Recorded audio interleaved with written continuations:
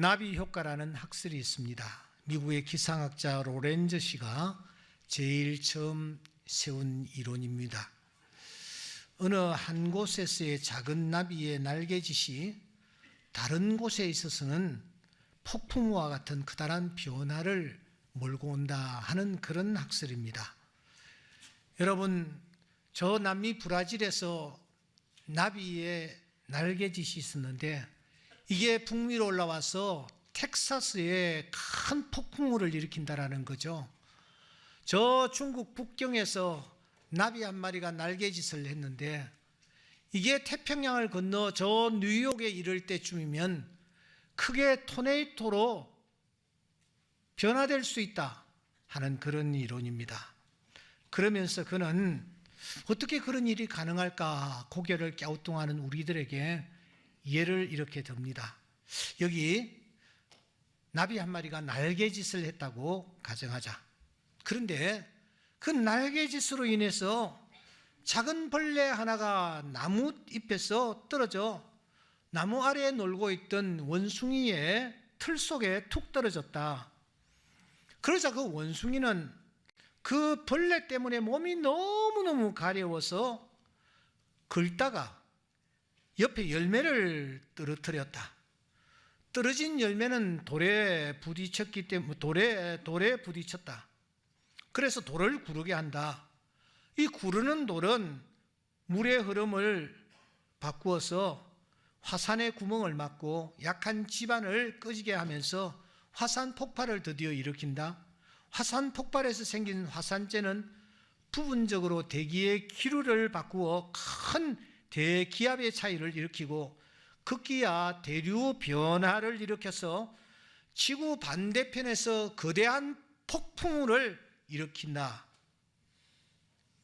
이렇게 이 사람이 주장을 했습니다.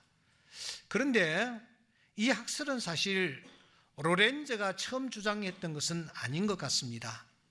왜냐하면 성경 욥기서 8장 7절에 보면 내 시작은 미약하였으나 내 나중은 심히 장대하리라. 이 말씀의 맥락이 무엇입니까? 미미한 출발이 종국적으로는 거대해진다라는 의미에서 나비 효과와 상통한다. 우리가 그렇게 볼 수가 있습니다. 그렇다면 욥기서 이 8장 7절은 원시 나비 효과라고 할 수가 있습니다. 우리가 창세기 3장 15절 여인의 후손에 관한 말씀을 원시 복음이라고 부르듯이 말입니다. 그러면 이 나비 효과를 누가 제일 처음 언급했을까?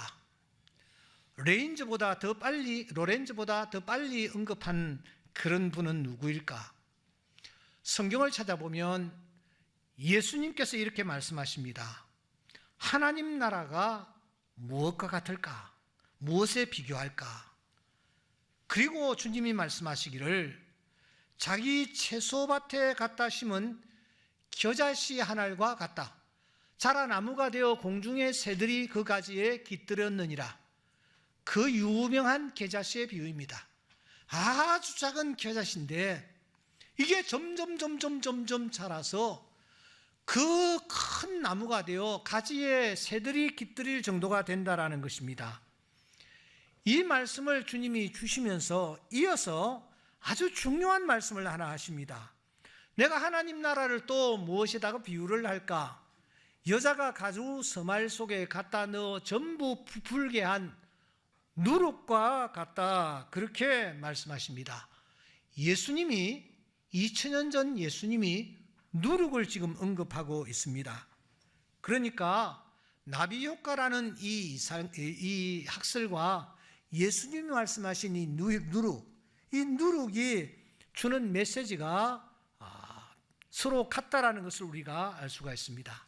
여러분, 누룩이란 도대체 무엇입니까? 이 누룩은 술을 만드는데 필수 불가결한 곰팡이 효소입니다. 특별히 빵을 우리가 만들 때에 이 누룩 이스터 이것을 넣어야 합니다. 이것은 미생물입니다. 이걸 넣으면은 그 효모가 당을 분해시키기 시작합니다. 그래서 이산화탄소 가스를 안에서 배출을 합니다. 이렇게 이산화탄소 가스가 배출되어지면 반죽에 구멍이 생기는 것입니다. 부풀어 오릅니다. 딱딱했던 그 반죽이 아주 맛있는 빵으로 바뀌는 것입니다. 그래서 그리스어로 이 이스트라는 이 단어는 끓는다 하는 뜻을 가지고 있습니다. 이 이스트, 이 누룩을 사람들이 언제부터 사용했을까요? 예수님 당시에는 누룩을 사용한 것 같습니다. 그보다 앞서 언제부터 사용을 했을까요? 성경을 좀 자세히 살피시면 구약 출애굽기서에 누룩이 언급되는 것을 볼 수가 있습니다. 그때 애굽의 장자들은 죽음의 사자에 의해서 다 죽임을 당했습니다. 그런데 문설주에 피를 발랐던 이스라엘 백성들은 그 사망의 칼부림 속에서 살아남았습니다. 왜냐하면 죽음의 사자가 여러분 피를 보고 넘어갔기 때문입니다. 그들이 깨끗하고 그들이 의의가 있어서 죽음의 사자가 넘어간 것이 아니라 문설주와 임방에 피를 발라 두었는데 그 죽음의 사자가 그 피를 보고 넘어간 것입니다. 오늘 우리가 바로 그 귀한 피를 상징하는 성찬 예식을 가지게 되는 것, 이 얼마나 감사한지 모릅니다. 하나님께서 이 유월절을 우리에게 허락하시면서 이스라엘 백성들 들어 그 유월절을 너희들이 꼭 지켜야 한다 말씀하셨습니다. 그런데 유월절을 지킬 때에 놓치지 말아야 할 중요한 규례가 하나 있습니다. 그것은 이 유월절에 말이죠, 누룩이 들어간 떡을 절대로 먹어서는 되지 않는다고 말씀을 하셨습니다. 그러면서 이 유월절을 무교절이라고까지 말씀하는 것입니다. 출애굽기서 12장 17절에 보시면 너희는 무교절을 지키라. 이날에 내가 너희 군대를 애굽 땅에서 인도하여 내었음이니라. 그러므로 너희가 영원한 규례로 삼아 대대로 이 날을 지킬지니라고 하십니다. 유월절을 무교절이라고 말씀하실 정도로 누룩이 들어가지 아니한 절기라는 뜻으로 말씀하실 정도로 무교절에 무교병을 먹으라고 말씀하시는 것입니다. 여러분, 출애굽이 언제 있었던 일입니까? 역대상부터 거슬러 우리가 카운트를 내 올라가면 모세가 언제 태어났는지, 언제 세상을 떠났는지, 요셉이 언제 태어났으며 언제 세상을 떠났는지, 야곱이 언제 세상을 떠났으며 아브라함이 언제 세상을 떠났는지를 우리가 정확하게 짚어낼 수 있습니다. 출애굽을 언제 했느냐?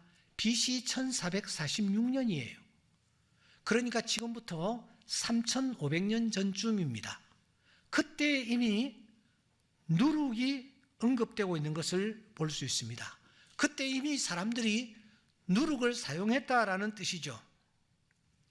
하나님께서 왜 그러면 이 유월절에 누룩이 들어가지 아니한 빵을 먹으라고 하셨을까? 우리는 그 이유를 출애굽기서 12장 39절에서 발견을 합니다. 이는 그들이 애굽에서 쫓겨남으로 지체할 수가 없었기 때문이다. 그렇게 말합니다. 여러분, 누룩의 원리가 무엇입니까? 이 누룩이 들어가면 당을 분해시킵니다. 그러면서 이산화탄소를 배출을 하는데 꼭 필요한 것이 무엇이냐면은 시간입니다.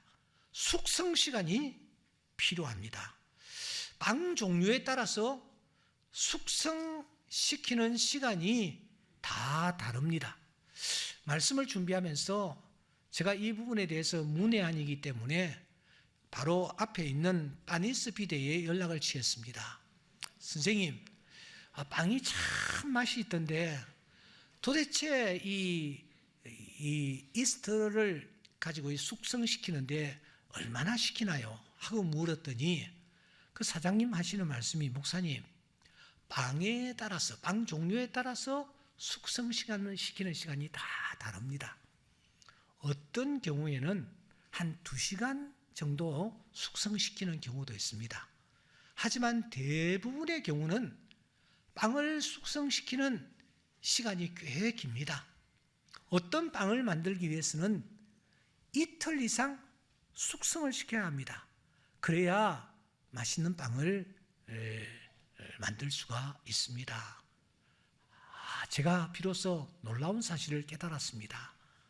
그것은 이것입니다. 빵을 만들고 이제 맛있는 빵을 만들기 위해서는 누룩이 필요한데, 이스트가 필요한데, 더 필요한 것이 무엇이냐? 시간이구나 하는 사실을 알았습니다. 그런데 6월절 그 당시에 이스라엘 백성들은 쫓겨났습니다. 지체할 수가 없었습니다. 그들은 음식을 먹을 때도 이렇게 먹었습니다. 너희는 그것을 이렇게 먹을지니 허리에 띠를 띠고 발에 신을 신고 손에 지팡이를 잡고 급히 먹으라. 이것이 여호와의 유월절이니라. 도망쳐 나오는 상황이 아주 급박했습니다. 그러므로 그 후손들이 유월절을 지켜야 되는데, 유월절을 지키면서 그들이 느껴야 하는 것은 무엇이냐면은, 그때 우리 조상들이 애굽에서 급히 나올 때에 지체하지 않고 나왔구나. 얼마나 상황이 급박했는지, 빵을 제대로 발효시켜서 숙성시켜서 만들 수 있는 시간조차도 없었구나 하는 것을 몸소 체험하도록 하기 위하여 하나님께서 유월절을 지킬 때에는 반드시 무교병을 먹어야 된다라고 하셨던 것입니다. 그러니까 구약에 등장하는 이 누룩은 급박함을 우리에게 알려주고 있습니다. 그런데 우리 예수님은 누룩을 언급하시면서 어디에다가 초점을 맞추시고 누룩을 언급하셨을까? 여러분, 마태복음 13장 33절에 보면은 천국은 마치 여자가 가루 서말 속에 갖다 넣어 전부 부풀게 한 누룩과 같다. 천국을 누룩에다가 비유를 하고 있습니다. 누가복음 12장 1절에 보시면 예수께서 먼저 제자들에게 말씀하여 이르시되 바리새인들의 누룩, 즉 외식을 너희들이 주의를 하라, 그렇게 말씀하고 있습니다. 예수님이 여러분 누룩을 무엇에 비유하며 이 단어를 사용하고 계십니까? 출애굽할 때와는 전혀 다른 의미입니다. 출애굽의 누룩은 식업성을 강조하고 있습니다. 하지만 주님은 누룩을 가지고 확장성을 강조하고 계십니다. 그것이 긍정적이든 혹은 부정적이든 이 누룩은 확장되어 뻗어나가는 특징을 가지고 있다는 것입니다. 바울 사도도 비슷한 뜻으로 누룩을 언급합니다. 적은 누룩이 온 덩어리에 퍼지는 것을 알지 못하느냐. 이 갈라디아 교회 성도들에게 바울 사도가 또 편지하면서 누룩을 언급하지 않습니까? 오늘 본문 말씀해 보시면 적은 누룩이 온 덩어리에 퍼지느니라. 여러분, 여기에서 그럼 누룩은 무엇을 뜻할까요? 누룩은 오늘 이 예배에 참석한 우리 한 사람 한 사람을 누룩에 비유하고 있습니다. 우리는 다 무엇이라고요? 누룩이에요. 그러면 온 덩어리는 무엇일까요?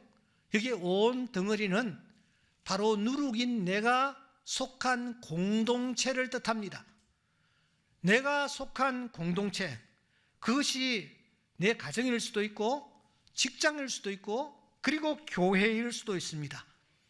우리는 누룩으로서 우리가 예외 없이 어떤 공동체에 내가 몸을 담고 있습니다. 그런데 내가 담고 있는 공동체에 나는 누룩이므로 내가 지대한 영향을 끼칠 수 있다라는 것입니다. 마치 나비 효과와 같이 말입니다.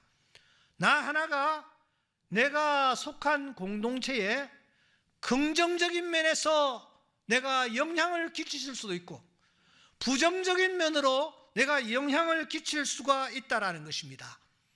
지금 250만 명이 모여 있습니다. 여기에 10명에 불과했던 사람들이 일어섰습니다. 그리고 이 10명이 이렇게 외칩니다. 그 땅 그 주민들은 강하고 성읍은 견고하고 심이 클 뿐만 아니라 거기서 우리가 안악 자손을 보았습니다. 이들은 그들이 보고 온 가나안 땅을 악평하기 시작합니다. 우리가 두루다니며 정탐한 땅은 그 주민을 삼키는 땅이요 거기서 본 모든 백성은 신장이 장대한 자들이다. 우리가 거기에서 안악 자손을 보았다. 우리 스스로 보기에도 우리는 메뚜기와 같았다라고 말합니다. 이 말을 들은 250만 명이 어떤 반응을 보입니까? 저들이 퍼뜨린 이 누룩이 그 공동체에 어떤 영향을 미치기 시작합니까? 온 회중이 소리를 높여 부르짖습니다. 밤새도록 통곡합니다. 모세와 아론을 원망합니다. 우리가 광야에서 죽었으면 더 좋을 뻔했다. 왜 우리로 하여금 이 광야로 불러내어 칼에서 맞아 쓰러지게 하느냐? 우리가 애굽에 돌아가는 것이 더 낫다. 그들은 이렇게 말하면서 우리가 한 지휘관을 세우고 애굽으로 돌아가자, 이렇게까지 반응을 보였습니다. 하지만 바로 그때 또 다른 누룩, 적은 누룩, 10명보다 훨씬 적은 누룩이 250만 앞에 섰습니다. 여호수아와 갈렙입니다. 그들이 이렇게 말합니다. 우리가 올라가서 그 땅을 취하자. 능히 이기리라. 우리가 정탐한 땅은 심히 아름다운 땅이다. 여호와께서 기뻐하시면 우리가 그 땅에 들어가게 될 것이며 하나님이 그 적과 꿀이 오르는 땅을 우리에게 주실 것이다. 우리는 여기에서 중요한 메시지를 발견합니다. 여러분, 우리 공동체에 누군가가 영향을 미치기 시작합니다. 그런데 부정적인 영향을 미치는 사람은 열입니다. 열. 긍정적인 영향을 미치는 사람은 2사람에 불과합니다. 그만큼 부정적인 영향을 끼치는 사람이 공동체에 더 많이 있을 수 있다는 거예요. 저는 이 시간 여러분들에게 묻습니다. 나는 도대체 어느 쪽에 속한 누룩인가? 나는 내가 속한 공동체에서 긍정적인 영향을 미치고 있는 누룩인가? 아니면은 부정적인 영향을 미치고 있는 그런 사람인가? 성경은 처음부터 끝까지 누룩 이야기입니다. 적은 누룩이 퍼져서 종국에는 전체에 얼마나 지대한 영향을 미치는지에 대한 스토리입니다. 아담은 아주 적은 누룩이었습니다. 그런데 그 적은 누룩이 퍼지기 시작합니다. 나사렛 예수, 나사렛에서 무슨 선한 것이 날 수 있느냐고 비꼬았던 바로 그 나사렛 촌떡입니다. 그런데 그 적은 누룩이 퍼져서 오늘에 이를 어떤 결과를 초래하고 있습니까? 로마서 5장에는 이런 말씀이 있습니다. 한 사람이 순종하지 아니함으로 많은 사람들이 죄인이 되었다. 한 사람이 순종하심으로 많은 사람이 의인이 되었다. 그렇습니다. 성경에 등장하는 모든 사람들은 다 누룩이었습니다. 아브라함과 이삭과 야곱과 요셉이 다 누룩이었습니다. 가인과 롯과 아간과 엘리멜렉과 가론 유다 다 누룩이었습니다. 어떤 누룩은 긍정적인 방향으로 그 공동체에 영향을 끼쳤고 또 어떤 누룩은 그 반대로 영향을 끼치고 있었습니다. 지금 갈라디아 교회를 향해서 누룩 얘기를 바울 사도가 하고 있습니다. 갈라디아 교회에 소속된 유대주의자들, 할례당들은 비록 그 숫자가 미미했는지 모르지만 겉으로 볼 때는 이 사람들은 누룩이었습니다. 시간이 흐르면서 그들은 많은 사람들에게 악영향을 미치고 있었습니다. 부정적인 영향을 미치고 있었습니다. 이 사실을 난 바울이 단호하게 외치지 않습니까? 그러나 우리나 혹은 하늘로부터 온 천사라도 우리가 너희에게 전한 복음 외에 다른 복음을 전하면 저주를 받을지어다.